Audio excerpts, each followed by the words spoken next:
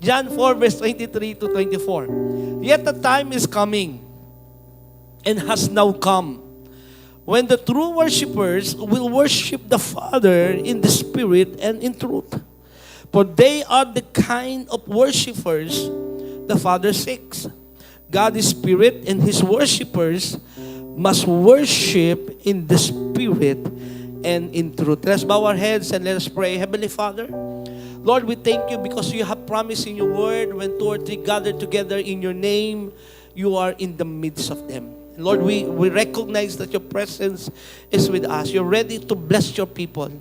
Panginoon, payagan mo pong muli sa umagang ito. Kami ay iyong kausapin, kami iyong palakasin. Ang nangangailangan ng revival ay i-revive mo. Nangangailangan ng restoration na i-restore mo. Hayaan mo, O Diyos, na lalabas po kami sa lugar na ito na matatapos ang gawain. Kami ay nakaranas ng iyong presensya. Salamat po at wala pong ibang maitaas kundi ikaw lamang. We bring back all the glory and honor belongs to you alone. In Jesus' mighty name. And everybody say, Amen and Amen. Before we sit down, can you just greet your brothers and sisters? Sabi mo sa kanya, mahal na mahal ka ng Panginoon.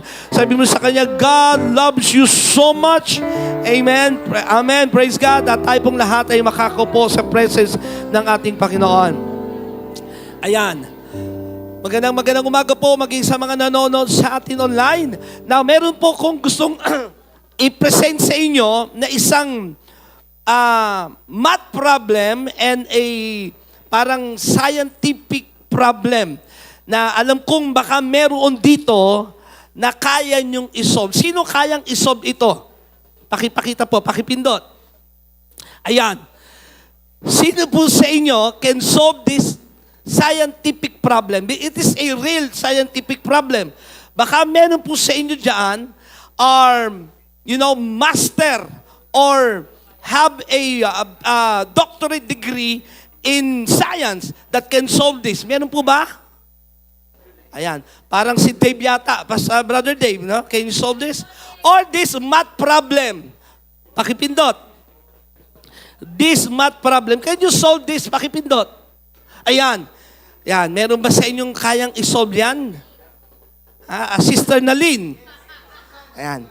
Now, sasabihin ko po sa inyo kung ano yan. Okay? Hindi ko rin alam kung ano yan. Kinuha ko lang yan sa Google at naghanap ako ng complex problem of math and science.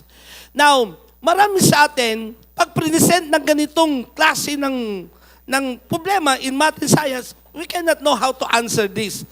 Because we are not trained enough to solve this kind of problem, of this kind of equation. Tama ba? Hindi tayo na-train, pero kung meron man, baka meron ditong train. No, hindi naman palang wala pala. No, sana isang araw meron magsasabi, kaya kong solve yung mga ganyan. Okay?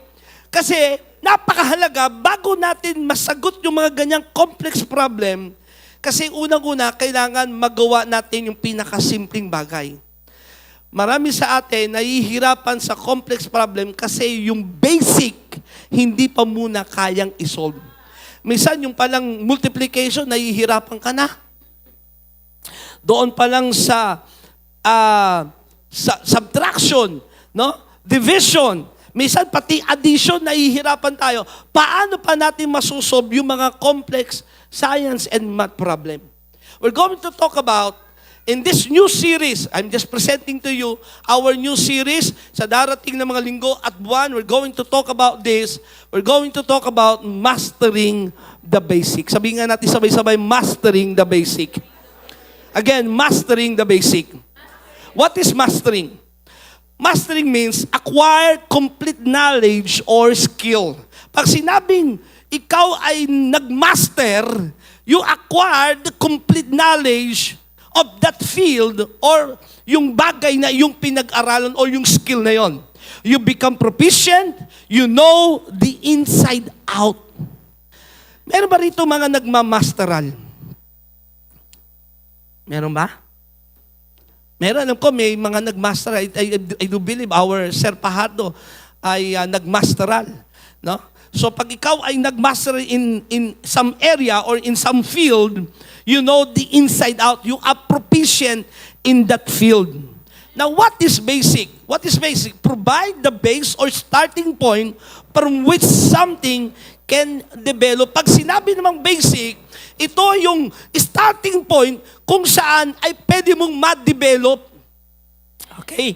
So, napakahalaga po sa ating buhay, mga Kristiyano, kasi talagang dumarating in our lives, complex problem in lives.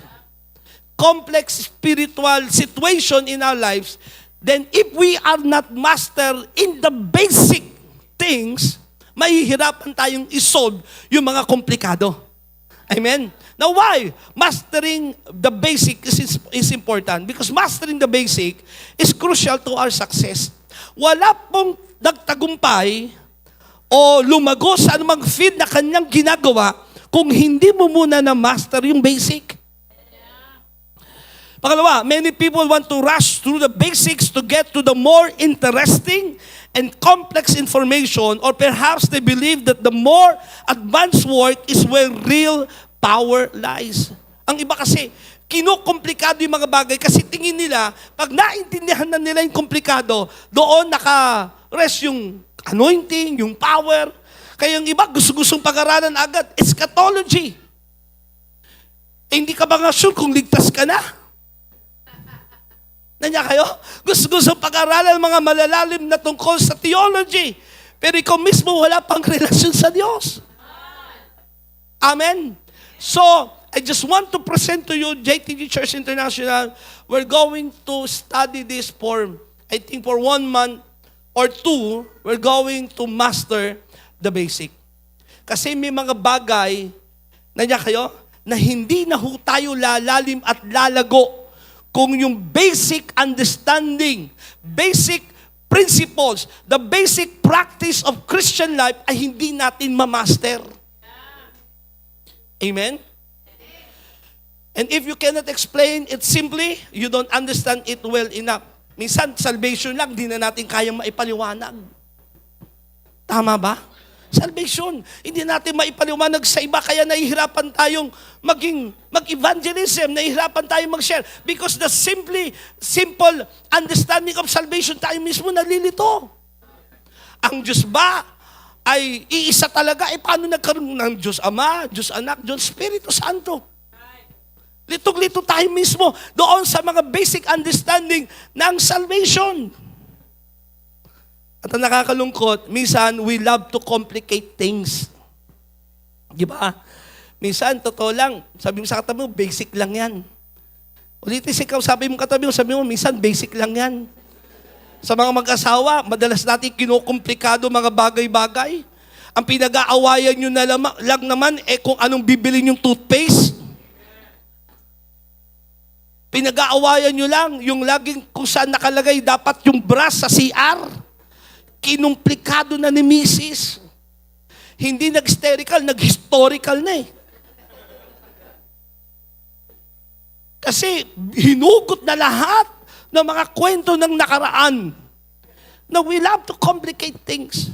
Minsan na problema nyo lang talaga, communication. Lumalim na ng lumalim. Tama? Minsan, hirap na hirap ka doon sa iyong katawan. Ano ba talaga itong sakit ko? Ang dami ko nararamdaman. No? Kinukomplikado mo, kapa ka ng kapa. May bukol ba ako? Meron bang... Yung pala, diet lang ang kailangan. Hello? So we'll have to complicate things. Now, some reasons why we should master the basics. Number 1, big buildings require big foundation. Walang matatag at malaking building kung walang matatag na pundasyon. And our foundation is the basic understanding. In our spiritual life, napakahalaga niyan. Worship, nandiyan kayo? Napakahalaga ng fellowship, napakahalaga ng basic ng understanding ng Bible, devotion. At hindi ka nalalago. Gustong-gusto mo maging pastor, devotion pa lang, di mo na magawa. Gusto-gusto mong tumayo at mag-preach. Hello? Sorry to those who are in English, yeah? I just speak in Tagalog because it's hard for me. But one day, I know I'm going to preach straight in English. Pero alam nyo, when I'm in abroad, every time I'm in abroad, I have no choice but to speak in English. Kaya minsan napapansin ko, dumudugo na yung ilong ko. Big buildings require big foundation. Now, number 2, successful athletes excel in fundamentals. Remember, I remember one time, I saw an interview with Stephen Curry, one of the best shooter in NBA. We could say he's the number 1 best shooter in NBA in the history. Sabi niya, nung pumasok siya sa NBA, no, galing siya doon sa university, no, kailangan pa rin niyang pagdaanan yung fundamental basic ng pagsushoot. Pero nung pumasok siya, shooter na siya. Pero kailangan pa rin siyang mag-undergo ng training ng tamang pagsushoot. Nanya kayo? Kasi successful athletes know and understand yung kahalagahan ng pagiging mahusay sa mga fundamentals. Tayo, marami mga Kristiyano, gusto mo halimbawa, hello? Gusto mo, Lord, bless me. Lord, gawin mo ko multi-millionaire. Yung basic pala ng pagbibigay ng tithes, hindi mo magawa. Ha? Hello? Number 3, lasting fruits is the result of strong roots. Ang tumatagal na bunga ay dahil doon sa resulta ng malalim na ugat. At ang ugat na yun yung ating fundamental understanding, the basic, mastering the basic. Sabi mo nga sa katabi mo, i-master ang basic. Success is achieved by focusing on the basics. No, ang tagumpay ay na-achieve pag nakapokus tayo sa mga basic na dapat nating minamaster. No? And JTG Church, to be mature in Christ is to know and to master basic. Kailangan talaga i-master natin eh. Nandiyan kayo? So ngayong unang linggo ng topic na ito, we're going to talk about mastering worship. Sabay-sabay nga natin sabihin, mastering worship. I want to present to you ngayong umagang ito, and this is my assignment and this is my goal. Pagtapos ng gawaing ito ngayong umaga, you will understand that you don't need instruments, you don't need a song leader in your front to become a worshiper of God. You can worship the Lord even without worship. Because most of us, pag tinanong mo what is worship, lagi ang isipan, kasi nga hindi na master ay pagkanta. Hello? Tama ba? If you ask 10 people, what is worship, iba-iba ang sagot nila about worship. Balikan natin yung ating text na binasa kanina. Let's go back to our main text. John chapter 4, verse 23 to 24. Yet the time is coming. Sabi sa katabi mo, the time has come. And has now come when the true worshipers will worship the Father in the Spirit and in truth. For they are the kind of worshipers the Father seeks. So naghahanap ang Ama eh. Naghahanap siya ng totoong sasamba sa Kanya. And this is a situation where Jesus, nandoon siya sa isang napadaan siya doon sa isang balon, at may isang babaeng Samaritana, you know this story, na magkukuha ng tubig. Sabi ng Panginoong Jesus, can you give me some water? Nagulat yung babaeng Samaritana, bakit ako kinakausap ng lalaking to na isang Hudyo? Ako'y isang Samaritanang babae. At ang sabi ng Panginoong Jesus, nawi sila doon sa conversation na nasa nang yung asawa. Sabi ng babae, wala po akong asawa, tamang sinabi mo, sapagkat marami kang asawa. Nagulat yung babae, how this man know my background? At ang sabi ng babae, are you the Christ, the coming Messiah? At ang sabi niya, sabi ng babae, kami ba ay pupunta pa ba ng Jerusalem para kami ay sumamba? At itong sagot ng ating Panginoong Jesus, yet a time is coming, dumating na ang oras at ang araw, because Christ has already come. We don't need to go to Jerusalem, to a sanctuary, to a temple, to worship the Lord. Although this temple is important for us, but alam niyo po ba, the truth is, pwede kang nasa loob ng simbahang tulad nito, pero you are not worshiping the Lord. Hello? You can belong to a church or a congregation We are singing all together, but you are not reaching the real spirit in worship. God is spirit and His worshipers must worship in the spirit and in truth. Sabi mo sa katabi mo, master worship. So what is worship? If you were asked to 10 people, what is worship? Most of them will probably say something about singing in church. And tingin nila, ang worship, pag kumakanta ka na ng mga kanta. But to worship something is to prize it above everything else. Ang tunay na pagsamba ay paglalagay sa yung sinasamba sa pinakamataas na kalagayan. To honor it as the thing of highest importance and to act accordingly. Worship is when we give our deepest affection and highest praise to our God. True worship of God is when we love Him with all our heart, soul, mind, and strength.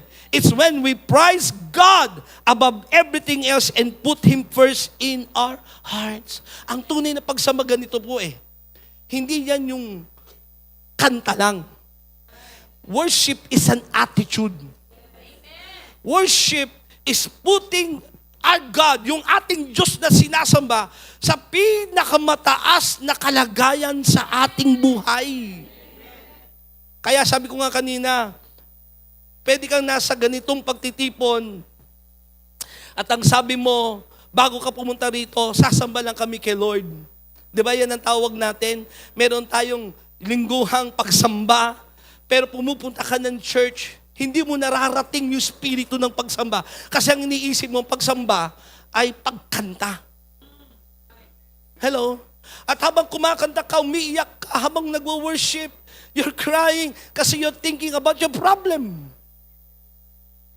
Yung iba naiinip, tingin ng tingin sa relo. At iniisip, masarap yung nilutong adobo ng misis ko mamaya.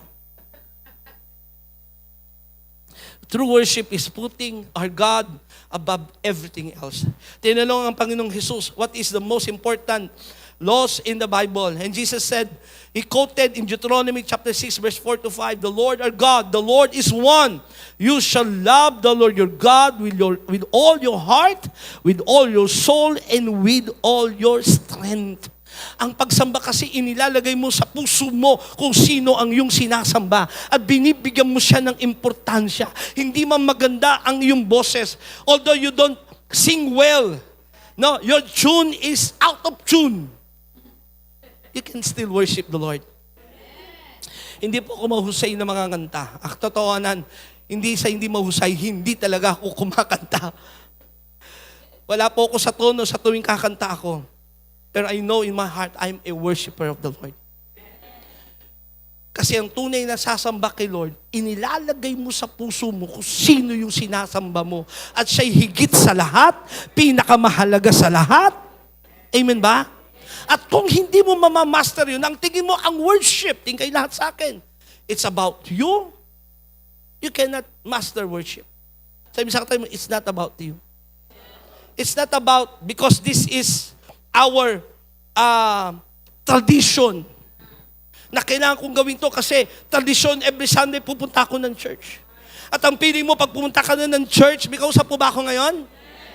At nakaupo ka dyan, piling mo, wow, righteous na ako.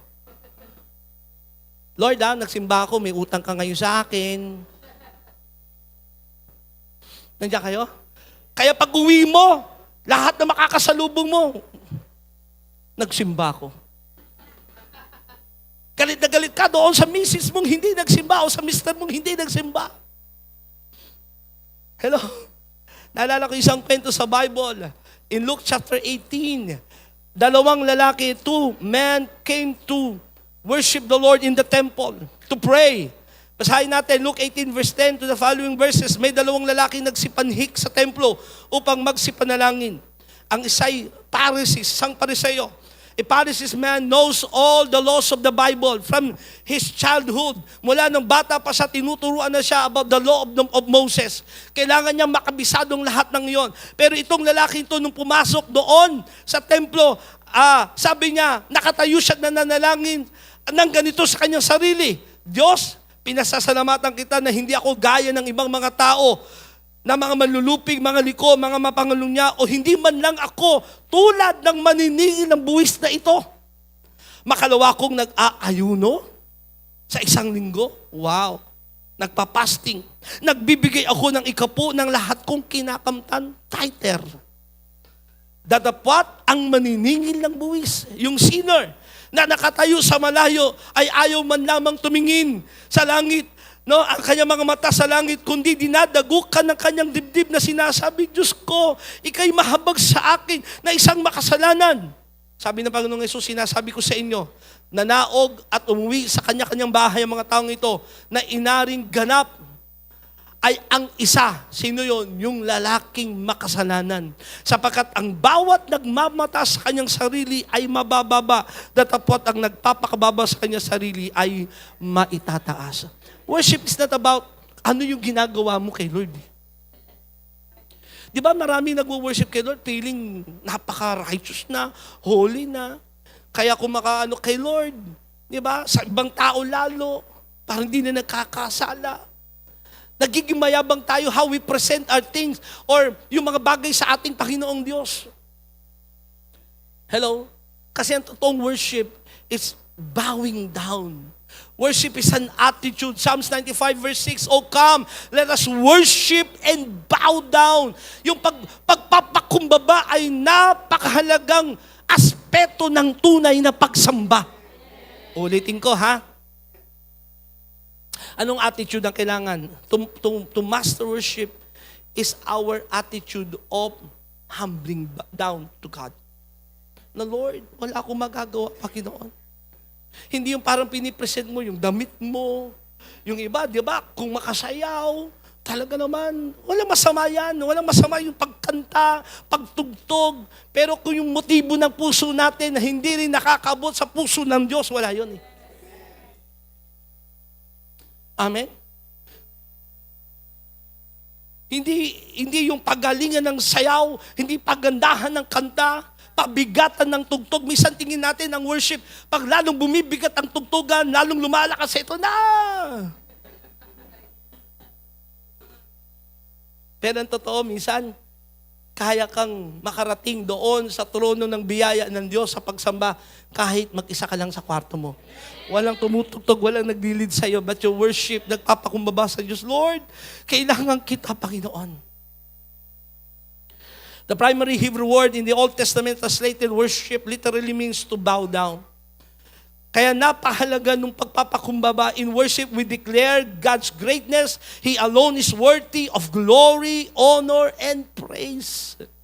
Philippians chapter 2, verse 9 to 10, "Therefore, God has highly exalted Jesus, Him, and bestowed on Him the name that is above every name, so that at the name of Jesus, every knee should bow in heaven and in earth and under the earth." Ang katotohanan sa huling panahon, walang magagawa ang tao kundi luluhod sa ating Panginoong Hesukristo.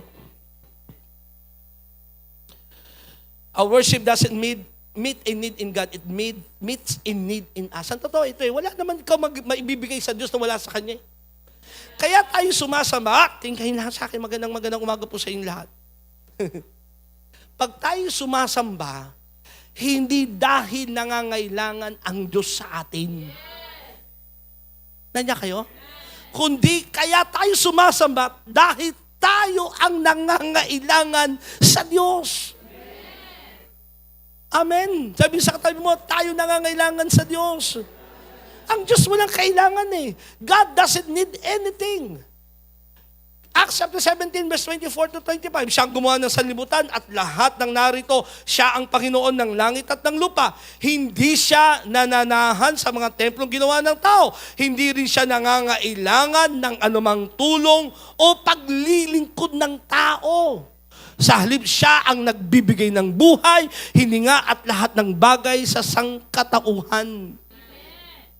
So ang worship, hindi pag gusto mong imasa ang worship, hindi yung, Lord kaya ako nandito, kita mo naman ha.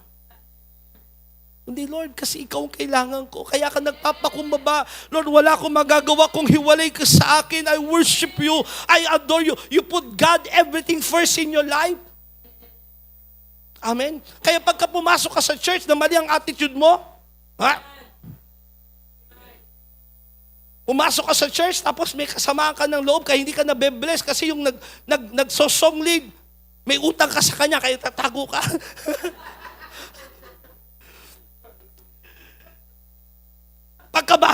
Bahagi ka ng worship team, pero yung attitude mo ay mali. Kaya ka pala active na active kasi nandun yung crush mo.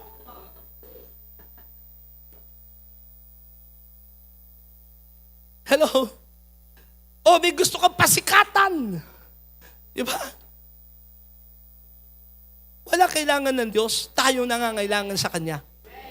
Kaya napakahalagang maitama ang puso natin sa pagsamba. Kasi kung di natin mamamaster ito, magiging religious tayo sa pagsamba. Hello? Na dapat yung benepisyo, the benefits of worshiping the Lord, the blessing in worshiping the Lord ay dumating sa atin. Hindi natin nakuha, kaya maraming pumupunta ng simbahan, pagpasok at pag-uwi, the same din. Hello? We don't bring anything to God in corporate worship that He doesn't already have. Nothing except our need for Him.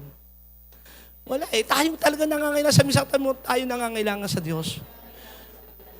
Hindi dahil sa parang binibigay natin kung ano yung kailangan ng Diyos sa ating pagsamba, tayong nangangailangan sa Kanya. Dahil sa langit po, katotohanan, nakita ni Isaiah doon sa langit, laksalaksang anghel, laksalaksang mga kerubin ang nagwo-worship sa ating Panginoon. Walang tigil mula umaga hanggang gabi. Lahat sila'y sumisigaw ng Holy, Holy, Holy is the Lord. Sa langit po, pakipindot, nandoon ang pagsamba sa Diyos na tunay. Nandun, nagsumasama lahat ng anghel nilikha niya eh. Kaya, ang totoo, sa pagsamba natin, hindi tayo yung hindi natin naibibigay kung ano kailangan ng Diyos sa pagsamba eh. Tayo ang nangangailangan. We put our right attitude and thinking na I will worship the Lord because I need God. At anong binibigay natin sa Diyos? We give ourselves away in worship to God. Binibigay natin, hindi lang yung awit eh. Listen, as we worship the Lord, pakipindot. As we worship the Lord, we don't give yung lyrics, yung sayaw, yung talents natin. Alam niyo kung ano binibigay natin? We give ourselves to God.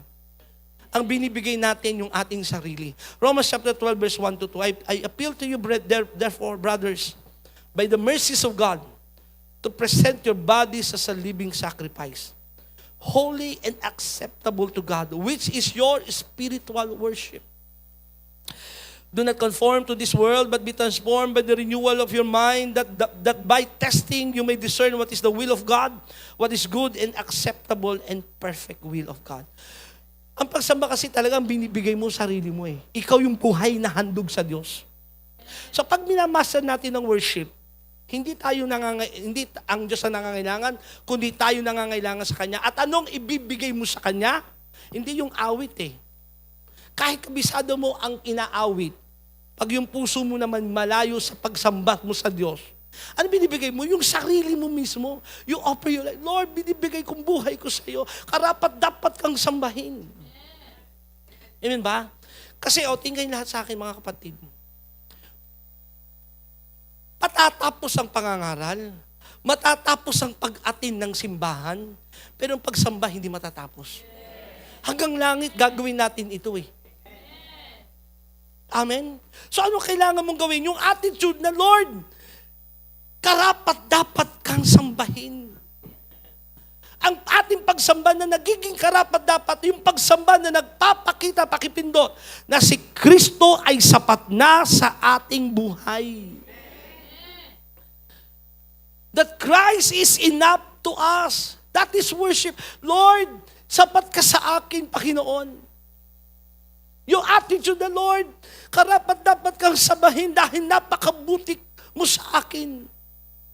Misa kahit hindi mo kabisado ang lyrics, kahit hindi mo kabisado yung kinakanta, mali-mali yung pagkakabanggit mo ng lyrics, pero yung puso mo naman, kasi may ganyan eh.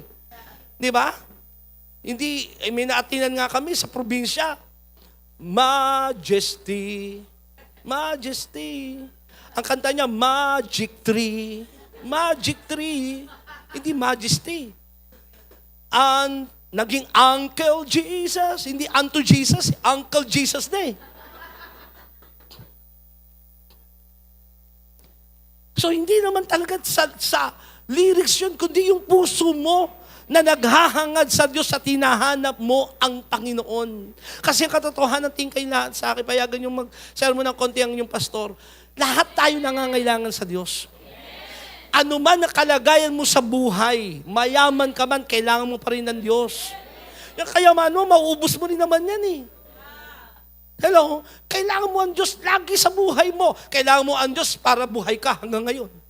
Kailangan mo ang Diyos parang yung pamilya ay pasaganain, ayusin ng Panginoon. Lagi kailangan natin ng Diyos eh. Wala tayong may pagmamalaki sa Kanya. Kaya pag pumunta tayo ng gawain ng Diyos, as we come to the church, kailangan yung attitude natin, Lord, kailangan kita, kaya sasambahin kita. Kailangan ko ang iyong pangunguna sa buhay ko.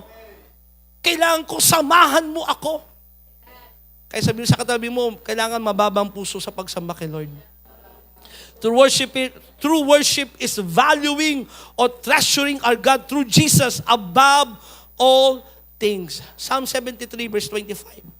Whom have I in heaven but you? And there is nothing on earth that I desire other than you. The tone of David in most of his psalms is always addressing his need to God. Amen. That's why David has the heart of worship. He master worship. Dahil lagi ang tono ng kanyang paggawa ng kanta at pag-awi sa Diyos, lagi nagsasabing, kailangan kita sa buhay ko. Amen? Sa Tagalog, sino pa sa langit kundi ikaw lamang at maging sa lupa ang aking kailangan. Sabi mo sa katabi muli, kailangan natin ng Diyos. We need God. We need Him above everything else. Above anything else in the world. Kailangan natin. That's why pag sasamba tayo, ayusin natin yung puso natin. Respeto rin sa ating sinasamba. Tama? Kaya alam niyo po, kung maaari, listen, church, family, pupunta tayo ng church, we present ourselves, pati itsura natin. Kasi we worship the King of Kings, the Lord of Lords. Present yourself na maayos din naman. I grew up in a church na kailangan kami noon, naka-Amerikana lagi, naka-necktie. Ngayon, pupunta ng church, parang nautusang bumili ng suka.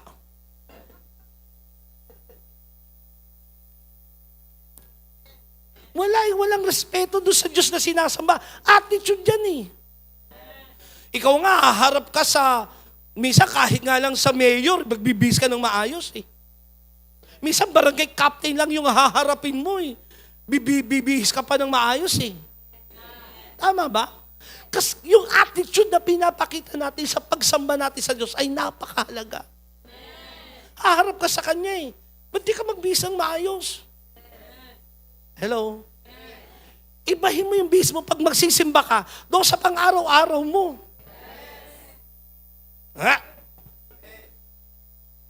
Pang-araw-araw mo na yan eh. Ibahin mo naman pag sasamba ka sa Diyos.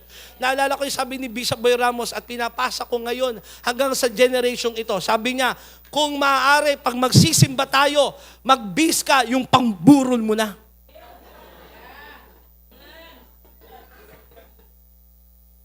Tanting may katabi mo, pamburon mo na ba yan?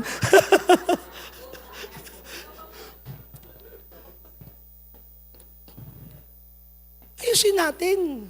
Nakakahiya sa Diyos na sinasamba natin eh. May damdamin ng Diyos na sinasamba natin. Although hindi naman siya nakatingin sa ating panlabas, pero ikaw nagpapakita yun ng attitude mo sa Kanya eh. Amen ba? Tapos pag nandiyan ka, sasamba ka, ganito mo imamaster, Lord, oras mo ito sa akin, oras mo sa amin, sasambahin kita. 100% na nakapokus ang isip mo sa Kanya. Hindi doon sa katabi mo na kailangan madikitan ng siko mo para kiligin ka. Naintindihan niyo, yung iba mga kabataan, worship pero yung siko mahabot sa Kanya. Attitude. Iba habang nagwo-worship, antok na antok. Pero pag nanonood ka ng Netflix, gising na gising ka. Hello? 2 oras lang tayo magtitipon dito. Pero parang sa'yo, napakahaba na. Tapos pag mag-Word of God na, kaya alam nyo, pagdating ng Word of God, wala rin tayo natatanggap. Wala tayong naunawaan. Kasi during worshiping the Lord, hindi ka nagbukas ang puso mo sa Kanya eh. Hello? Kaya pag nagsalita ang Diyos, wala lang, tulog ka. Tingin mo katabi mo natutulog. Sabi sa Kanya, hoy, gising. Worship is an attitude. Nagpapakita na, Lord, kailangan kita gano'n ka-desperate sa Diyos.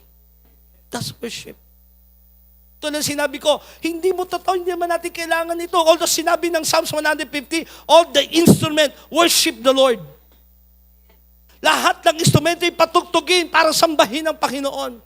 Pero hindi yan ang dahilan upang yung puso mo, nandiyan kayo? Ay para bagang on o ma-stir up para mag-worship. Amen. Kung gaano mo binibigyan ng halaga ang Diyos. Kaya nga pwede kahit nagdadrive ka, you can worship the Lord.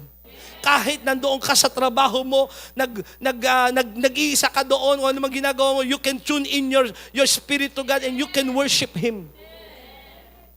Amen. At pag nakita mo yung kahalagahan ng pagsambang ito at mamamaster mo, na all day, all weekday, yung buong linggo, nakapag-worship ka, sasabihin ko sa'yo, yung demonyo, walang magagawa sa'yo. Na-master mo yung worship eh. Nang worship sa'yo, hindi lang linggo. Hindi lang yung 2 oras ng linggo, napuputay tayo na gawin at napag-worship ka. Hindi, buhay mo siya. It's your lifestyle. Nandiyan kayo? At pag na-master mo yon, may problema suliranin, Lord, I will still worship you. May balitang masama, meron kayatang natuklasan sa yung, hindi pa sure, pero parang cancer. Anong gagawin mo? Lord, I still worship you. I will still raise my hand, I'm still going to praise you, I'm going to still worship you. It's an attitude. Ano man yung kalagayan mo, ano man yung sitwasyon mo.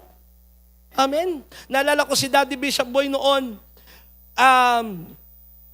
Pag-uwi namin galing ng gawain, nagsisimula pa lang yung JTG noon.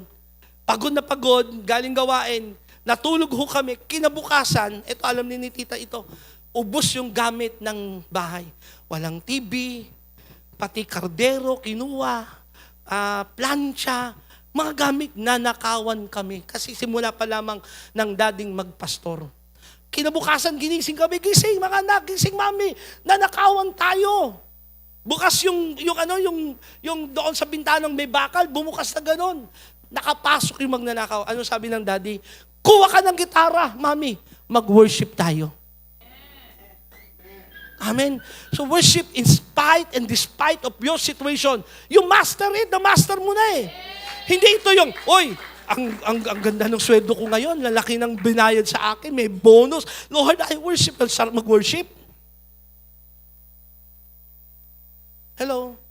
Kundi ano man yung problema suliranin, may nabalita kang hindi maganda para sa iyong anak, Lord, I still going to worship you. Dahil hindi ako ito kundi ikaw ang aking sinasamba. Ika'y karapat dapat sa pinakamataas sa karangalan ng pagsamba. Lahat ng mga bagay na karapat dapat ay maibigay ko sa iyo. Sabi mo sa katabi mo, it's not about you. Kasi kung kung tungkol sa iyo yan, tingin sa akin, emosyon mo ang pagsamba. Pag wala ka sa mood, wala ka rin sa mood mag-worship. Madalas pa naman, nararanasan ng iba.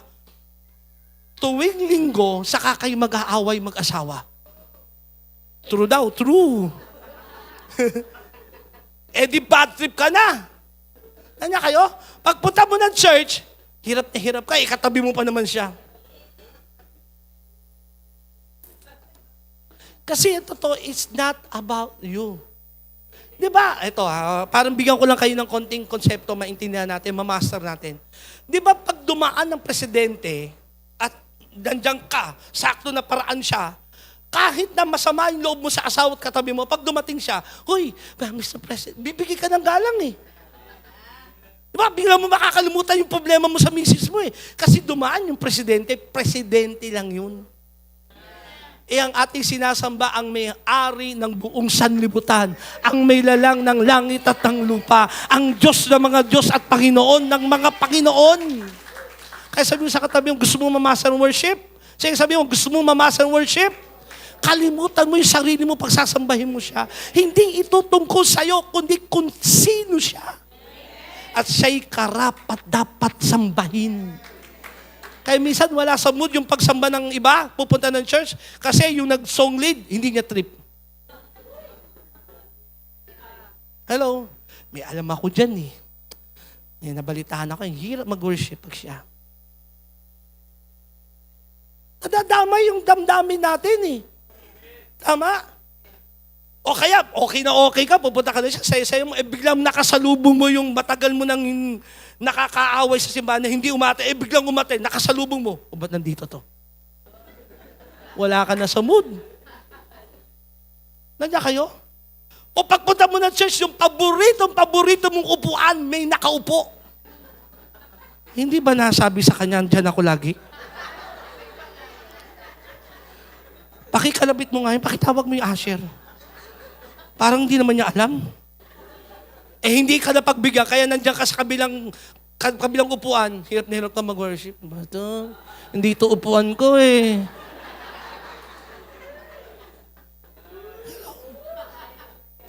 Nandiyan kayo? Worship is an attitude, ano man yung kalagayan natin. Sabi ko nga, hindi ka man magaling kumanta, hindi ka man magaling umawit, hindi mo man kabisado yung lyrics, yung puso mo na yung bukas sa Diyos. Pwede mo sabihin, Panginoon, napakabuti mo, dakila ka, karapat, dapat kang sabahin. Ikaw ang kailangan ko sa buhay ko. Pinaparangalan kita, sinasamba kita. Sabihin mo pangalan ng Diyos, sabihin mo kanya mga pangako, banggitin mo yung mga tinanggap mo sa Diyos at parangalan mo siya. Amen ba? Sabihin ko sa inyo, pag na-master natin itong worship, talaga makakasalubong lagi natin ng problema sa buhay.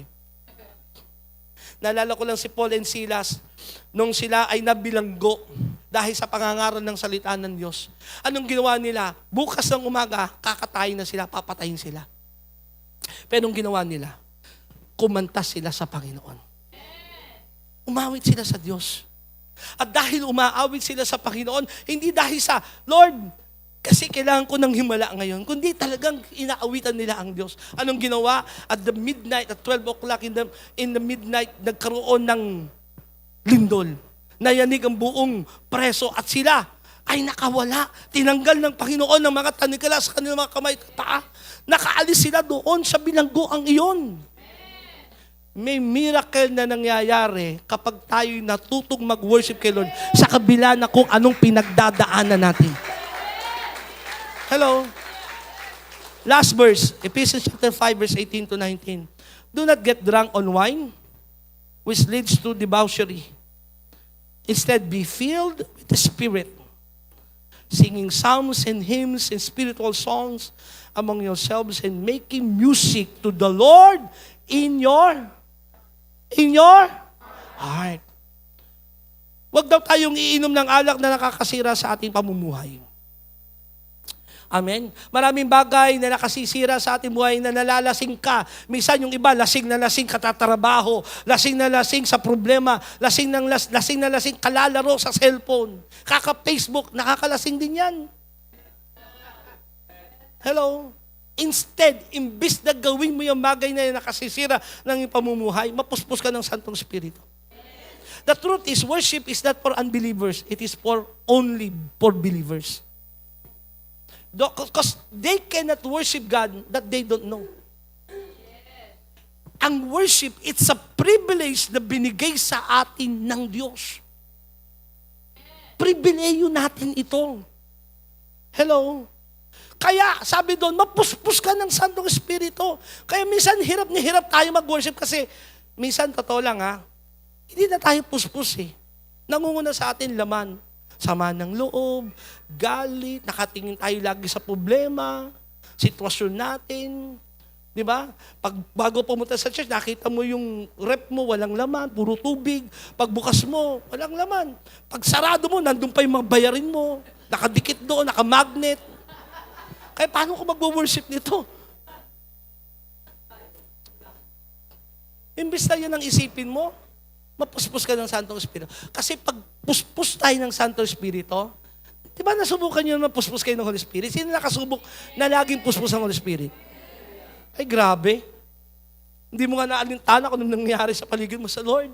Mahal na mahal kita dahil naranasan ko yung pag-ibig mo sa akin. Naranasan ko ang himala mo. Gumawa ka ng mga bagay sa buhay ko. Ayun naiisip mo lagi eh. At para magtuloy-tuloy yung kapuspusang yun, tingin kayo lang sa akin. Sabi doon, singing psalms and hymns. Umawit tayo ng mga awit, mga hymnal sa ating Panginoon na mga spiritual songs na ano? Mula sa ating puso. Sabi sa katabi mo, mula sa iyong puso. Master worship. Tayong lahat ay tumayo.